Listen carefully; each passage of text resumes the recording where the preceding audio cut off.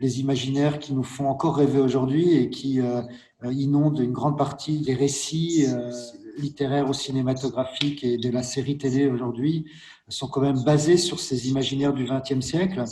On a envie que cette génération qui vient voir l'exposition et qui a 20-30 ans aujourd'hui soit inspirée par des modèles qui soient pas que les Jeff Bezos et les Steve Jobs d'aujourd'hui, qui sont des modèles très inspirants, mais qui peut-être ne sont pas ceux qui peuvent permettre à cette génération de changer le monde de demain. Je suis tout à fait d'accord avec vous. Il faut absolument mettre en scène des futurs qui chantent. Ça, c'est Neil Gaiman qui disait, écoutez, regardez autour de vous, la totalité des objets que vous voyez, ils existent parce que quelqu'un les a imaginés. On pourrait imaginer que la génération Covid aurait une mentalité, on va dire, de survivor. C'est-à-dire qu'au lieu de rien faire comme les générations précédentes ou de protester comme les générations actuelles, ils feraient un petit peu une révolution, chacun à leur... mais vraiment au niveau des citoyens. Vraiment, on se demande, en tant que designer, quelles sont les relations entre usage et fiction et comment est-ce que les imaginaires font les grandes histoires, mais aussi les petites histoires et nos simples quotidiens. J'en parlais avec Richard Morgan, c'est celui qui a fait Altered Carbone, et on parlait de comment écrire de la science-fiction. Il m'a dit, il y a des choses dont la science-fiction ne peut pas parler parce que c'est trop ennuyeux. Mais c'est pourtant central, c'est la plus grande invention du XXe siècle. C'est pas les fusées, c'est pas l'ordinateur, c'est le réfrigérateur. On peut pas faire un livre là-dessus parce que ça fait rêver personne. Et pourtant, c'est la vraie vie et c'est au niveau de la vie quotidienne. Comment est-ce qu'on pourrait faire pour que chacun de nos gestes ne soit pas une atteinte à la planète, finalement? On est aussi des gros producteurs de produits et il y a un sujet qui nous anime en ce moment, c'est quelle est leur utilité et quelle est leur durabilité. Disons que la vente d'objets qui finissent dans les déchetteries en Afrique, c'est clairement une impasse. Est-ce que tout simplement une entreprise, un peu comme un être vivant, n'a pas son heure de gloire, s'épanouit et puis à un moment donné vieillit et se reconvertit, change d'activité ou change de produit? Si les gens ont la capacité de télécharger et d'imprimer des objets comme on le fait avec des feuilles de papier, qu'est-ce que ça ouvre comme potentiel ? Moi, j'avais imaginé un tonnerre magique, c'est-à-dire quelqu'un qui peut créer des imprimantes 3D, qui peuvent imprimer absolument n'importe quoi à partir de n'importe quel tonnerre. Par exemple, si vos poumons sont en vrac, si on met les tonnerres remplis non pas d'encre mais de cellules, on peut vous réimprimer une paire de poumons. En fait, je pense qu'une partie de la solution résidera dans la collaboration. Il y a une étude récente sur les jeunes générations qui s'appelle « Comment les 15-25 imposent aux marques de s'engager ». Et dans cette étude-là, on voit que les 15-25 ans disent moi, le combat sur lequel je veux mener, c'est l'écologie.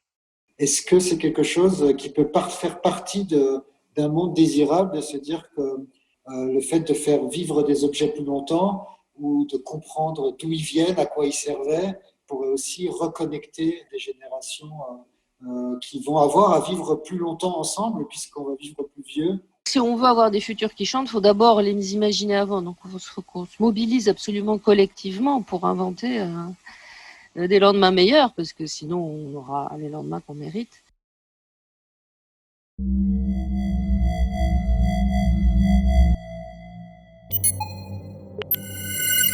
Archives sonores, 1940. La grande campagne de récupération des déchets a commencé. Les vieilles boîtes de conserve, les débris de verre et de chiffon, tout peut servir, tout doit servir. 1970. C'est pour ça que dans une certaine mesure, quand on parle de biodégradabilité, pour nous, à l'état actuel de nos connaissances, c'est de la science-fiction. 2000. Aujourd'hui, il faut assumer le fait que la poubelle gère non pas nécessairement un déchet, mais bien une ressource du futur. Date référence de l'enregistrement, 6 février 2078. Localisation de l'intervenante et connexion. Connexion en cours. Contact.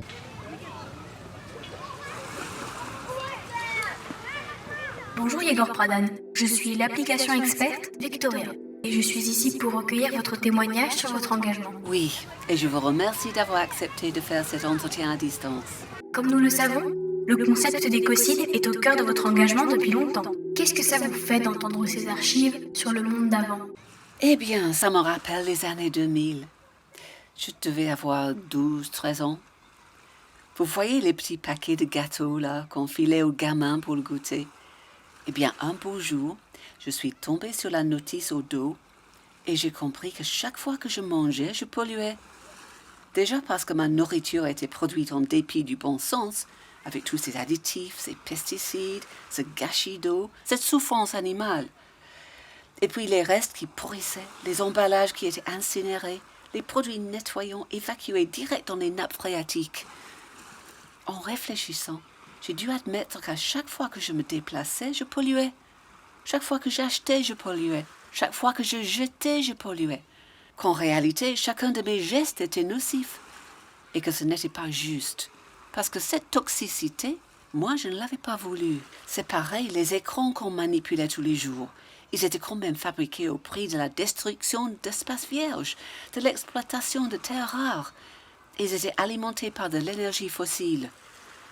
Les maisons, tous les bâtiments où j'allais, dans lesquels on vivait, toutes les routes et les rues, tous les objets dont on se servait, je me rendais compte qu'ils avaient été construits contre notre écosystème. Et que même la manière dont ils allaient être détruits, même ça, ce serait nuisible.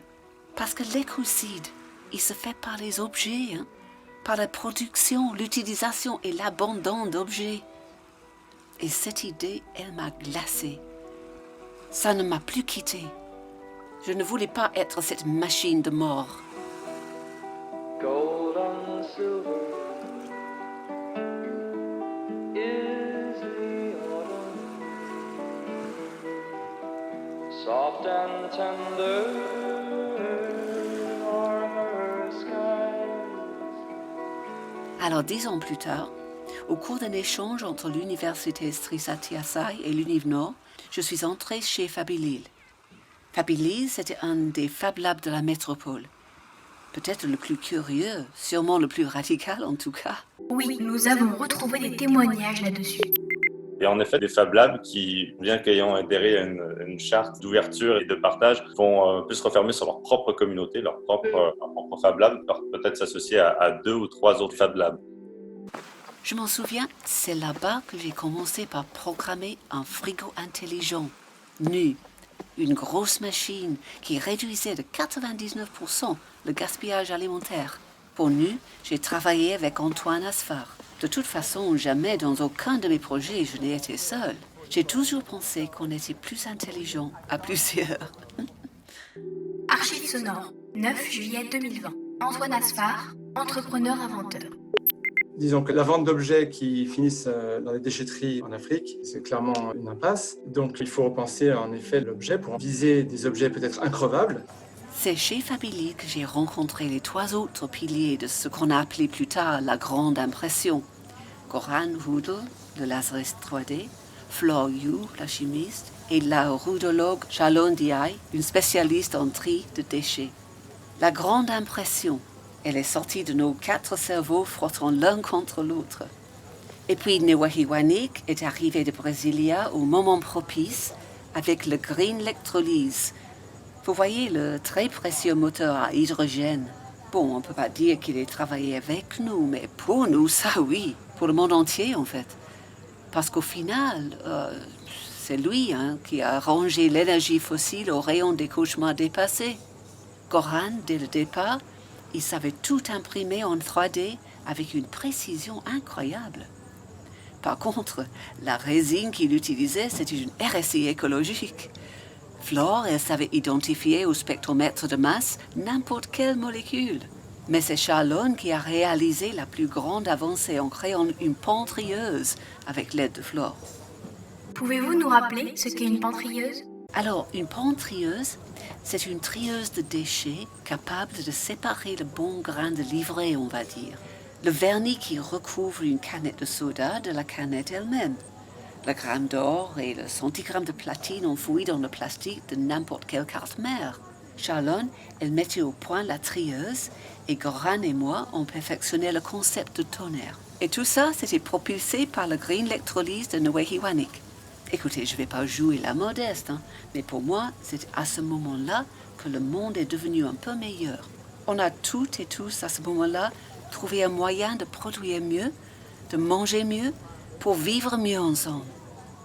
On avait de quoi être fiers de nous. Tous les 4, on a commencé par recycler du vieux papier et par imprimer des objets en cellulose. Ça nous a semblé une bonne idée sur le moment. Imprimer des boîtes d'œufs, des gobelets. C'est là-dedans qu'on a eu notre première rentabilité. Et puis surtout, on a diffusé le code en open source. On ne voulait pas que quelqu'un s'accapare notre travail. On voulait que tout le monde en profite. On devait être en 2025, je pense. Oui, à peu près. Bon, à l'époque, le réseau des Fab Labs n'était pas encore aussi serré et étendu qu'il est devenu par la suite. Pour ça, on a dû attendre la mentalité survivor, un peu jusqu'au boutiste de la génération Covid. Archives sonores, 18 août 2026. We need to slow down the fashion system. Et ce mouvement répond à cette espèce de dépression qu'il y a chez pas mal de gens dans la population parce qu'on ne sait pas quoi faire. Moi-même, j'ai l'impression d'avoir co-construit un monde polluant, un monde qui détruit tout et un monde qui ne me convient plus. Vous êtes prête à aller jusqu'où ? Je suis prête à aller en prison. Bref, on a tout réinvesti et on s'est lancé dans l'impression alimentaire avec des toners biologiques cette fois. On a imprimé des kilomètres de blanc d'œuf, puis on est passé au jaune. On a imprimé de la viande, des légumes, on a imprimé des épices. On en était à imprimer un bœuf stroganoff déjà chaud quand Howard Musk est descendu de sa station spatiale pour tomber à nos pieds. Entre nous, on le surnommait le fils de. Il a regardé ce qu'on faisait et il a tout ouvert. Son capital risque, son carnet d'adresses, ses labos, son savoir. Au final, c'est comme ça que la grande impression a vraiment démarré. 0 déchet, tout dans la recycleuse. Et puis, il faut le dire, c'est grâce à lui qu'on n'a pas été racheté par une GAFAM ou par je ne sais quelle grosse boîte privée. Et là aussi, on a diffusé le code de notre Super Recycle Cooker, bien sûr. Ça, par contre, je m'en souviens, c'était en janvier 2031. Avec les fonds de Howard, on a mis au point les premiers toners microbiologiques et on s'est attaqué à du très lourd. L'impression d'organes, sous forme de greffons d'abord, puis in vivo ensuite. Réparer les corps souffrants, rétablir la vue, restaurer l'ouïe, retisser la peau au-dessus des grandes brûlures. C'était dingue ça. Et une fois de plus, on a diffusé le code. Mais je sais pas, quand j'ai vu tous les chirurgiens sur le coup, j'ai paniqué et je suis passé au chantier d'à côté. Ça devait être en 2036, je dirais. Archives sonores, discours de Richard Satava. And the challenge that we have is to bring together a new world order, if you will. The reason that I say that is that the last time that there was a change in education and medicine was 100 years ago. Le chantier d'à côté, c'était celui de Frank Zuckerberg. Lui et Musk se connaissaient du MIT. Pas plus chaleureux que son père, le Zuckerberg, et encore plus mégalomane. L'enfer. On ne s'est jamais bien entendu. Mais c'est quand même lui qui a permis le pas suivant. Jeter les gravats d'une friche urbaine dans la grande trieuse et imprimer des maisons entières. Et puis des immeubles, et puis des ports, des campus, des centres d'affaires. Tout ça en assainissant des anciennes décharges. Oh, quand j'y repense, c'était pas mal quand même. Et j'avoue, au départ, c'était l'idée de Frank. Moi, je voyais grand, mais lui, il voyait gigantesque. Parce que lui, il a tout de suite compris que chaque déchet avait de la valeur. Là, on est en 2040-41, et à nouveau, j'ai diffusé le code. La génération Covid a sauté dessus, vous vous rappelez? Tous ces gamins calés en technologie et en même temps hypersensibles à la crise écologique et climatique. Ils avaient intérêt à être motivés, parce qu'ils avaient toute une planète à recycler. Mais c'est vrai que c'est eux, tous les jeunes du Congo, de Delhi, de Pretoria, etc., qui ont adapté la grande impression sous toutes les latitudes, pour toutes les cultures, et tous les moyens et les manques de moyens aussi. C'est eux qui ont attaqué les immenses décharges de Chine et du Ghana et qui finalement en ont fait des mines d'or, mais aussi des champs de blé, de manioc, de maïs. Comment imaginez-vous la suite de ce grand process, Yegor Pradhan? Eh bien, la suite, elle est là, devant vous. L'aspirateur recycleur qui se balade dans le continent plastique du Pacifique et qui transforme tous les déchets à la dérive en villes flottantes.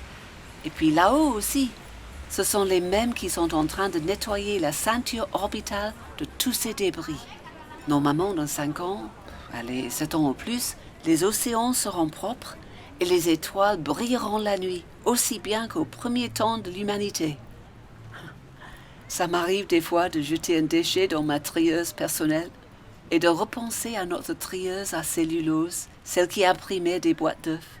La première fois, elle nous avait sorti des alvéoles carrés. On avait fait la fête quand même. Pensez-vous que le combat contre le gaspillage des objets est aujourd'hui gagné? Je ne vais pas faire la modeste maintenant, alors je dirais que oui.